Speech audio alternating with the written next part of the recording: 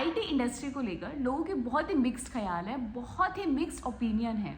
कई लोगों को लगता है कि आईटी इंडस्ट्री बहुत ही इजी जॉब है, खुल के पैसा छाप रहे हैं ये लोग, बीटेक करनी है और लाखों में पैसा कमाओ, कुछ खास मेहनत नहीं है, मेहनत दूसरे फील्ड में आगे देखो वहाँ पता चलेगा। कई लोग ऐसे हैं, चाहे मैं इस फील्ड की पॉजिटिव पॉइंट्स के बारे में बात कर रही हूँ या नेगेटिव पॉइंट्स के बारे में बात कर रही हूँ, जो इससे रिलेट करते हैं और समझते हैं। थर्ड कैटेगरी के लोग वो हैं जो भी फ्रेशर हैं या बीटेक कर रहे हैं और अभी उनको इस फील्ड का ज़्यादा एक्सपीरियंस नहीं है, तो उनको ये चीज़ें बहुत ही बकवास, इनवैलिड लगती है, क्योंकि शायद से भी उन्होंने वो सारी चीज़ें एक्सपीरियंस नहीं की, आसपास नहीं देखी, सिर्फ एक सुनी सुनाई कहीं कहानियाँ हैं जो उनके रिलेटिव में होगा या किसी फ्रेंड से सुनी होगी कि भाई मेरे फ्रेंड का भाई है, बहुत ही अच्छे पैकेज में बैठे है, गुड़गांव में जॉब कर रहा है, तो एक वही कहानी के साथ वो आगे चलते रहते हैं और कोई और पॉइंट को कंसिडर नहीं करना चाहते। लोगों को समझ में आता है जब अब से 2-3 साल बाद जब वो आईटी इंडस्ट्री में काम कर लेंगे और वही सेम चीज़ जब वो देखेंगे अपने आसपास, तब वो उसको रिलेट करेंगे।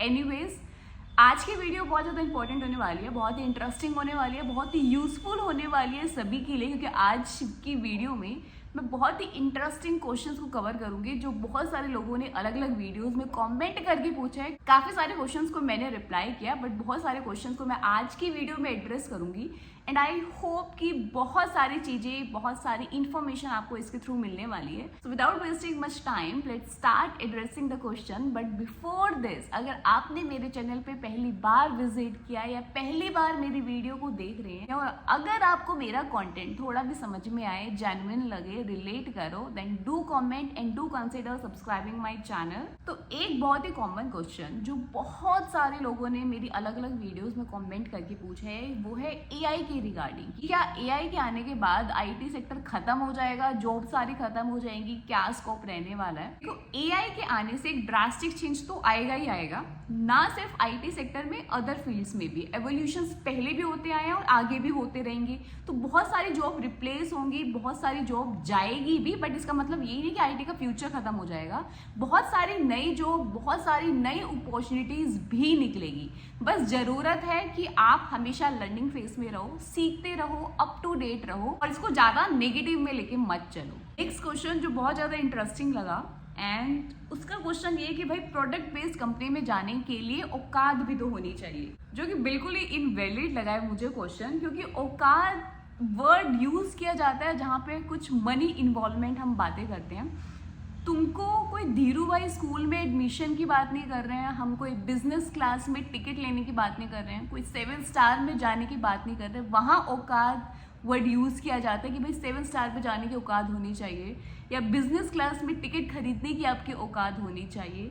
एक सर्विस या प्रोडक्ट बेस्ड कंपनी में काम करने के लिए या कोई एग्जाम क्लियर करने के लिए औकात नहीं, आपका हार्डवर्क, आपके स्किल काम आते हैं। ये बस भी दोनों का एक्सपीरियंस है, service based company and product based company, तो कोई अलग से इसमें औकात नहीं चाहिए, आपकी मेहनत, आपके स्किल, आपके नॉलेज चाहिए।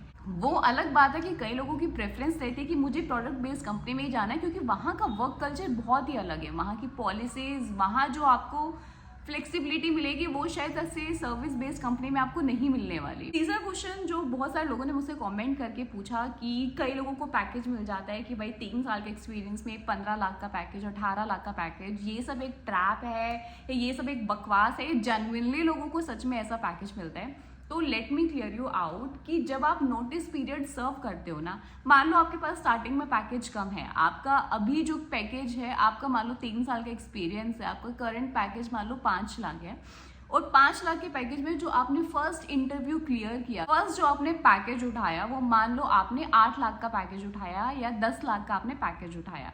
अब उसके बाद जैसे जैसे आप नोटिस पीरियड सर्व करते हो, स्टार्टिंग में 3 महीने, धीरे धीरे टाइम बीते हैं और टाइम आता है, आप उस कैटेगरी में आते हो जब आप इमीडिएट ज्वाइनर वाली कैटेगरी में हो, आपके पास 5 दिन में, 10 दिन में आप ज्वाइन कर सकते हो कोई भी कंपनी को।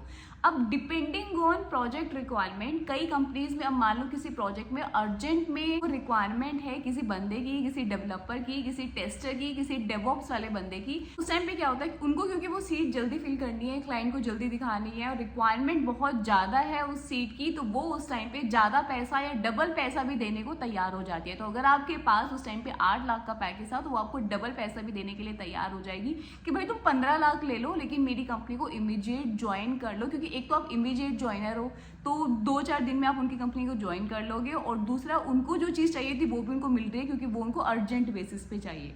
तो ऐसे भी केसेस निकलते हैं, और ये वाले ऑप्शंस आपके पास ज़्यादा तब आते हैं जैसे जैसे आपका नोटिस पीरियड कम होता चला जाता है। तो आप अपने पैकेज, जो भी आपके पास उस टाइम पे पैकेज आपने होल्ड किया हुआ है, तो उससे ज़्यादा आप डिमांड लेके चलते हो कि भाई मैं कंपनी को जल्दी ज्वाइन कर लूँगा, तो मुझे इसका अलग से या तो बोनस चाहिए या फिर मुझे मेरे पैकेज में इतना इंक्रीमेंट तो चाहिए ही चाहिए।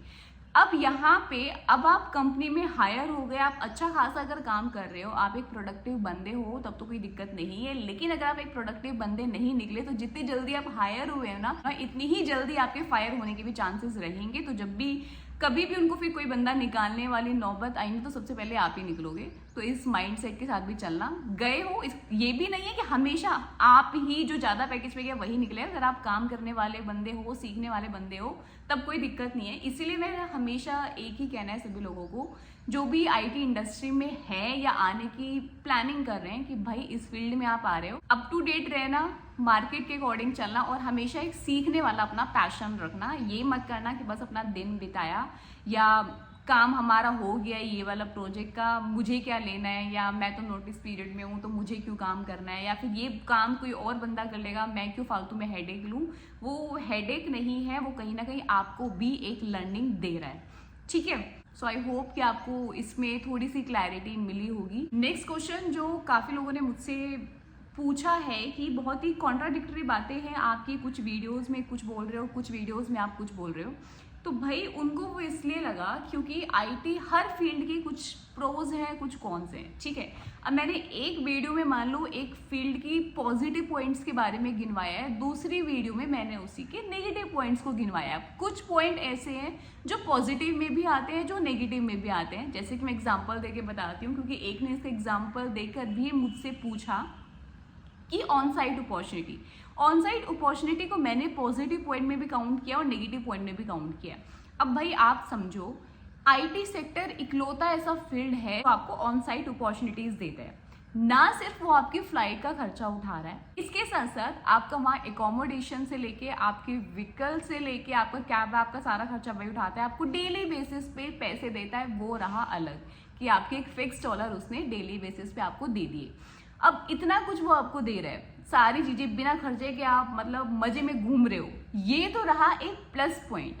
नेगेटिव पॉइंट इसका क्या आता है कि अगर वो इतने सारे लोगों में से, इतनी बड़ी टीम में से सिर्फ 1-2 लोगों की अपॉर्चुनिटी निकलती है, वो आप इंटरव्यू क्रैक करके वहां जाते हो, तो आपको कुछ ना कुछ एक रिस्पॉन्सिबिलिटी दी गई है, कोई ना कोई जिम्मेदारी दी गई है किसी प्रोजेक्ट के रिगार्डिंग कि भाई आपको इस क्लाइंट के साथ बैठ के इस प्रोडक्ट पे काम करना है, या आपको इस वाले प्रोजेक्ट पे काम करना है। मतलब कुछ ना कुछ आपको एक रिस्पॉन्सिबिलिटी के साथ वहां भेजा गया है, जिसकी वजह से कई बार आपको बहुत ही लंबा लंबा बैठना पड़ता है, आपके वर्क आवर्स एक्सटेंड हो जाते हैं और आप उसमें ज़्यादा एक्सक्यूज नहीं बना सकते। हो सकता है आपको वीकेंड में भी काम करने के लिए कभी कभार बोलें। तो ये रहा नेगेटिव पॉइंट कि भाई आपको बाहर तो भेजा, आपके ऊपर इतना पैसा तो लगा रहे हैं, लेकिन आपके ऊपर वो पैसा आपके घूमने के लिए नहीं लगा रहे हैं, आपको बाहर मजे काटने के लिए नहीं लगा रहे हैं। उन्होंने एक काम के लिए आपको भेजा है, जिम्मेदारी के साथ आपको भेजा है, वो काम भी आपको वहां जाके करना है, उसको एड्रेस करना है। ठीक है, तो दोनों इसमें पॉइंट, इसलिए मैंने इसके दोनों पॉइंट कवर किए कि प्लस पॉइंट ये कि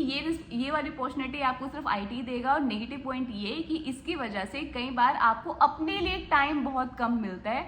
आपका जो पूरा दिन है, आपका जो पूरा समय है, वो काम करने में ही निकल जाता है। तो ये हमेशा लेके चलना भाई, हर फील्ड के कुछ पॉजिटिव पॉइंट भी होते हैं, कुछ नेगेटिव फील्ड भी होते हैं। कोई फील्ड ऐसा नहीं हो सकता जिसके सिर्फ पॉजिटिव पॉइंट्स है, कोई फील्ड ऐसा नहीं हो सकता जिसके सिर्फ नेगेटिव पॉइंट्स है। ठीक है, नेक्स्ट क्वेश्चन जो काफ़ी लोगों ने इससे मिलता जुलता पूछे हैं वो ये कि what about the 3 month notice period, company mostly prefer immediate joiner. Undoubtedly immediate joiner के पास अपॉर्चुनिटी थोड़ी ज़्यादा रहती है, बोनस अलग से मिलता है, वो रहा अलग, और कई बार आपको पैकेज में भी अच्छा खासा इंक्रीमेंट मिल जाता है जस्ट बिकॉज ऑफ कि आप इमीडिएट कंपनी को ज्वाइन कर सकते हो। लेकिन ऐसा नहीं है कि 3 मंथ का अगर आपका नोटिस पीरियड है तो आपके पास अपॉर्चुनिटीज कम रहेगी। भाई 3 मंथ का notice period majority of companies में है, और नोटिस पीरियड सर्व करने के लिए वो आपको टाइम भी देते हैं। तो ऐसा नहीं है कि सारी कंपनीज की ही इमीडिएट ज्वाइनर की रिक्वायरमेंट होती है, डिपेंडिंग ऑन, कभी किसी प्रोजेक्ट में कुछ अर्जेंसी में कोई बंदा चाहिए तो वो लोग इमीडिएट जॉइनर को मांगते हैं। दूसरा, कई लोग इसलिए भी इसको प्रेफर करते हैं कि कई लोग क्या करते हैं ना, जैसे कि होता ही आईटी इंडस्ट्री में कि भाई आपने ठीक है किसी कंपनी को बोला कि मैं आपकी कंपनी को ज्वाइन कर लूँगा, आपने उससे पैकेज भी मंगवा लिया, लेकिन 3 महीने तक वो कंपनी आपके लिए वेट कर रही है। बट आपने उस कंपनी का पैकेज ऑफर लेटर तो उठाया था, लेकिन उस ऑफर लेटर से आपने बहुत सारे और भी ऑफर लेटर उठाए और आपने दूसरी कंपनी को ज्वाइन कर लिया। उस वाली कंपनी के फिर आपने फ़ोन कॉल्स अटेंड करना बंद कर दिया या उस कंपनी को आपने ज्वाइन नहीं किया। तो उन लोगों को भी थोड़ा एक डाउट रहता है ना, हर किसी को एक डाउट रहता है कि भाई ठीक है, हमने बंदे को ऑफर लेटर वगैरह दे दिया, सब बातें फाइनल हो गई है, but even they are not sure कि आप उनकी कंपनी को ज्वाइन करोगे या नहीं करोगे। इसलिए लोग इमीडिएट ज्वाइनर को मांगते हैं कि भाई वो तुरंत उनकी कंपनी को ज्वाइन कर लेगा, उनको बार बार ये प्रोसेस जो है वो कंडक्ट नहीं करना पड़ेगा। ठीक है, लेकिन ऐसा नहीं है कि अगर आपका 3 महीने का नोटिस पीरियड है, आपका 2.5 मंथ का नोटिस पीरियड, तो वो सिर्फ आपकी ही कंपनी में है इसलिए आपको अपॉर्चुनिटीज कम मिलेगी। भाई बहुत सारे लोग 3 महीने नोटिस पीरियड के साथ ही इंटरव्यूज क्रैक कर रहे हैं, ऑफर लेटर निकाल रहे हैं और अच्छे से अपना नोटिस पीरियड सर्व करके ही दूसरी कंपनी को ज्वाइन कर रहे हैं। तो ऐसा मत लेके चलना। येस, अपॉर्चुनिटी ज़्यादा रहती है इमीडिएट ज्वाइनर के पास, लेकिन ऐसा नहीं कि आपको कंपनीज अपना नोटिस पीरियड सर्व करने का टाइम नहीं देगी। आप उनसे बात करोगे, अपनी कंपनीज की पॉलिसीज बताओगे, even they will get agree to it. Okay, एक का क्वेश्चन है कि मैम वर्क लाइफ बैलेंस कहाँ से होगा 10 घंटे के बाद भी? मैंने तो जिसे देखा है फ्रस्ट्रेटेड ही देखा है। सब कहते हैं कि सिर्फ अपर मैनेजमेंट के लोग ही इंजॉय करते हैं, बाकी तो हम सब एक स्लेव की तरह काम करते हैं। तो ये 100% सच नहीं है। हर बारी ऐसा नहीं होता या हर कंपनी में ऐसा नहीं होता है कि भाई आपको 10-10 घंटे वो आपसे काम करवा रहे हैं या फिर आपको बस एक अपर मैनेजमेंट के लोग ही इंजॉय कर रहे हैं। हमें हमेशा दूसरों का काम ज़्यादा इजी लगता है, हमें लगता है कि मैनेजर कुछ नहीं करता, बट इन एक्चुअल मैनेजर के ऊपर भी बहुत सारी रिस्पॉन्सिबिलिटीज़ होती हैं। कहीं ना कहीं फ्रंट फुट पे वही खड़ा है। कुछ भी अगर आप डिलीवर नहीं कर पाए, कभी भी कुछ एस्केलेशन हुआ तो मैनेजर ही फ्रंट फुट में आता है, क्लाइंट उसी को सुनाता है। ठीक है, तो जब सुनाने की बारी आती है तब भी वही खड़ा है, जब एप्रिसिएशन की बारी आई तब भी वही खड़ा है। और ऐसा नहीं है कि आप अगर डेवलपर हो या आप टेस्टर हो या आप बीए हो, आप डेवऑप्स के बंदे हो, तो आपको हमेशा एक स्लेव की तरह आप 10-10 घंटे रोज काम कर रहे हो। ऐसा नहीं है। आईटी इंडस्ट्री में बहुत बारी डिपेंडिंग ऑन प्रोजेक्ट, कई बारी किसी प्रोजेक्ट में आप बहुत ज़्यादा काम रहता है, नो डाउट आप पूरे प्रोजेक्ट में दिन रात लगे रहते हो, पूरी मेहनत करते रहते हो, वीकेंड्स में बैठते हो, रात भर बैठे रहते हो। वैसे भी आजकल सबका घर से काम चल रहा है मेजोरिटी ऑफ कंपनी का, तो रातों रात बंदे लैपटॉप खोल के लगे रहते हैं अपने इश्यूज को सॉल्व आउट करने में। मॉर्निंग में जल्दी उठ गए और अपना लॉगिन करके आप अपने फिर वापस से उसी काम को कंटिन्यू करना स्टार्ट कर देते हो। लेकिन बहुत बारी ऐसे प्रोजेक्ट भी आपको मिलते हैं जहाँ पे स्टेबिलिटी रहती है, बहुत ही स्टेबल प्रोजेक्ट होता है, कुछ खास काम नहीं आता है। आप काफ़ी बारी ऐसा होता है कि आप महीनों भर ना मतलब खाली ही बैठे हो, एक आध इशू आ गया था वैसे आप खाली बैठे हो, मौज काट रहे हो, मजे काट रहे हो। तो भाई दोनों टाइप के फेसेस आपको आईटी इंडस्ट्री में देखने को मिलते हैं। कई बार बहुत काम भी मिलेगा, कई बार ऐसा भी नहीं होगा कि भाई आपकी पूरी लाइफ ही ऐसी बीतने वाली है कि आप बिल्कुल ही मजदूरों की तरफ से काम लिया जा रहा है। ऐसा भी सच नहीं होता और सबके साथ अलग अलग एक्सपीरियंस रहेगा, हर किसी का अलग अलग रहेगा डिपेंडिंग ऑन कि उनके प्रोजेक्ट में उस काम को लेकर या उनका जो क्लाइंट है उसको वो कैसा है, या उनके प्रोजेक्ट में जो भी आप काम कर रहे हो वो कितनी जल्दी उसको प्रोडक्शन पे भेजना है या जो भी उनके रिक्वायरमेंट्स हैं। तो हर किसी का एक्सपीरियंस यहाँ पे अलग रहेगा। आप इस फील्ड को किसी एक के एक्सपीरियंस से, एक दो के एक्सपीरियंस से जज नहीं कर सकते हो। क्वेश्चन है कि how to find which company is a product based company and which is service based company, they are any list of the records about the companies. तो इसके रिगार्डिंग ही बहुत लोगों के कमेंट्स हैं। भाई आपके पास नेट है, आप सर्च करो, गूगल करो, जिस भी कंपनी का आपके पास ऑफर लेटर है, जिस भी कंपनी में आपने अपना इंटरव्यू कंडक्ट कराया, उस कंपनीज के रिव्यूज देखो, जानो क्या है इस कंपनी का एनवायरनमेंट कैसा है, वर्क कल्चर कैसा है, सारी इन्फॉर्मेशन आपको नेट से मिल जाएगी। उसके अकॉर्डिंगली आप अपना डिसीजन ले सकते हो कि भाई मुझे इस कंपनी में इंटरव्यू देना है नहीं देना। ये लोगों के क्वेश्चन है कि हर एक बड़ी कंपनी में ये सेम चीज़ें हैं। अगर आप स्क्रैप से काम करना चाहते हो, प्योर डेवलपमेंट का काम करना चाहते हो, देन स्टार्टअप्स आर परफेक्ट।